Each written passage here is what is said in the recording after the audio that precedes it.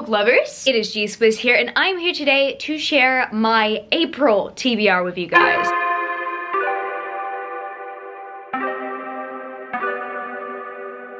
I haven't filmed my wrap up. Camilo and I spent our anniversary time together, and so today I'm just completely out of whack because first of all, I've not been working, and second of all, I haven't actually been working on my booktube channel or my bookstagram for the last few days. Just moving this around casually. Maybe I should do exactly what I do with my bookstagram. Does the lighting in here feel better? So I got house lighting, I got ring light, we're good. Get back into work mode. And so I'm here right now filming. Hopefully I'm doing this right. Let's talk about some books that I want to read this month. I'm pretty sure that there are some books coming out this month that I'm really looking forward to, or at least coming out at the very end of March. And I don't know whether they are going to make it in time. I've at least pre-ordered the audiobooks and I'm going to listen to the audiobooks as soon as they come out. So the first one I've got to mention is Bone Crier's Dawn by Catherine Purdy. Now, if you guys don't know, I really loved Bone Crier's Moon. Bone Crier's Moon is one of my favorite books of last year, and Bone Crier's Dawn hopefully is going to be one of the best books I've read this year. Oh my goodness, the ending of the last book just,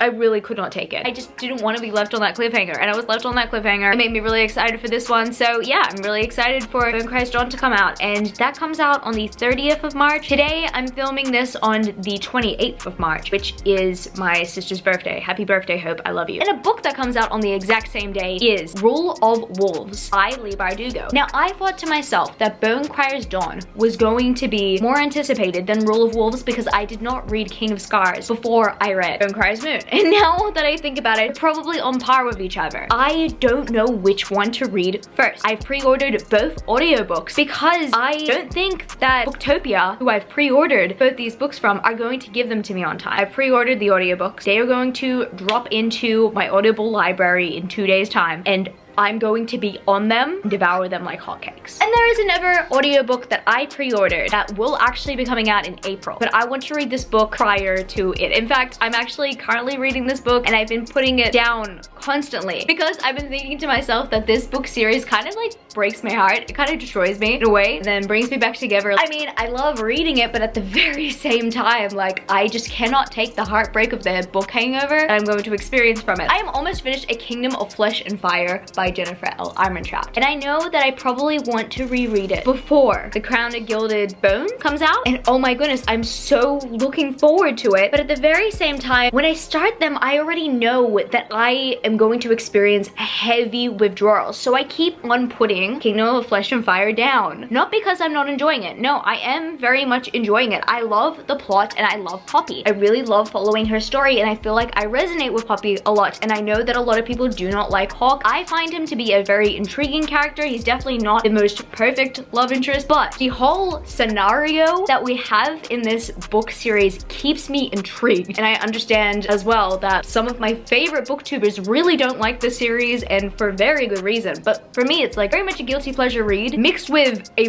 really good and fascinating plot line and world. I really like that. I actually have not filmed a reading vlog for A Kingdom of Flesh and Fire because I just can't keep up with it. I cannot binge read this book as much as I want to. I really do want to, but I can't because I just know if I binge read this book, then I would just have this empty hole within me. I don't know. I felt this way with Court of Silver Flames, but this is just kind of a different way. I mean, with Court of Silver Flames, at least I had like years of books to read and like to even revisit. I've only got like 2 books with this series. It's not really a fully expansive world, not as expansive as Sarah J Maas's universe. So it's kind of a bit of a different situation here. So I'm struggling with this book, not because I think it's bad. I think that Kingdom of Flesh and Fire is definitely a step up from Blood and Ash, but at the very same time, it's really hard for me to read because I know how many withdrawals I'm going to experience. And also there are very sticky situations in this one. So yeah, it does leave me like, what the heck, a lot. I'm really enjoying my time with this book series. I'm definitely going to add more Jennifer L. Armentrout to my TBR catalog. The next few books I've got to mention here are books/book series that I want to read so that I can make my mind up about certain things. So if you guys don't know, I've been following the Bookish Box as of recently, and I love the Bookish Box. Looking at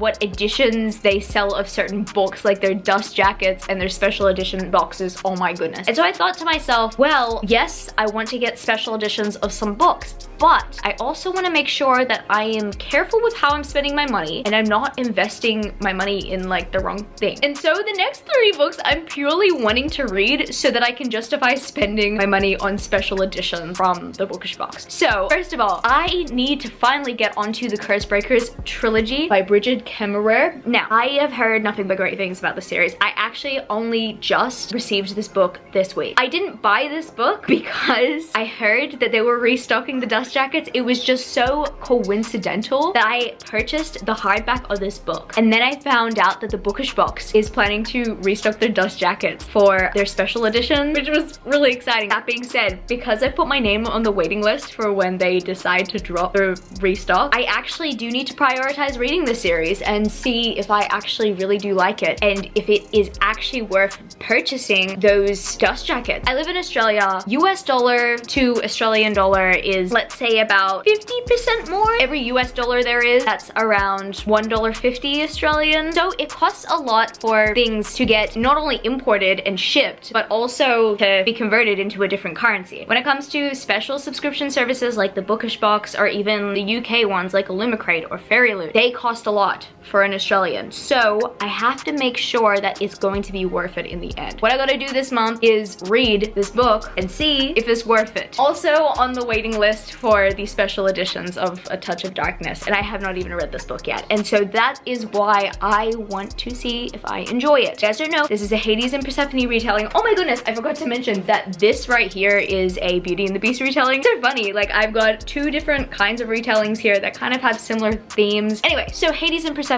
retelling. That is pretty much all I know about this. In fact, no, actually I learned more about this today because I was watching Tierra Ford's wrap up about it, even though she really did not like this book. She was saying that it's more of a modern day retelling. I'm not gonna lie, that's actually a really cool premise, even though I know that this is probably gonna be pretty trashy and kind of somewhat raunchy at times. We're gonna see how this goes. And so I just wanted to see if I would justify purchasing the special editions or purchasing the special edition box that the bookish box has planned out. So that's why I've got to actually read this very soon. And then we have the feminist Twilight. Yeah, Crave by Tracy Wolff. Now, I actually originally purchased this because I've been hearing nothing but great things about it, and people keep on saying that if I'm really enjoying the books that I'm really enjoying right now, like From Blood and Ash, I'm really enjoying From Blood and Ash, people are also recommending Crave. And so I saw the bookish box's hardcover dust jacket for it, and it looks beautiful. And I thought to myself, maybe they're gonna do dust jackets of the rest of the series. I don't know. And then they announced this week that they are going to do a full-on box dedicated to the entire series, including the last book, Court. So I have the first 3 books on my shelf. I'm really curious about what is going to be in the rest of the box. But once again, I have to take a step back and I have to remind myself, I have not yet read this series. Like the other 2 that I've mentioned, I need to have self-control and I need to read the series and see if I actually really do want to read it. And I need to read the series and I need to think to myself whether I do want to buy the special editions or not. It shouldn't be that hard. Like, just read the books, figure it out that way. Here's the thing, I was never one to be super into vampire books. And it's weird because you'd think that this would be something that I would be into as a teenager with everybody else reading Twilight. I did not read Twilight. I watched the Twilight movies and I ended up being bored out of my mind after the first one. I was watching it at my friend's place and my super evangelical parents had no idea. That would have taken a toll on them. Then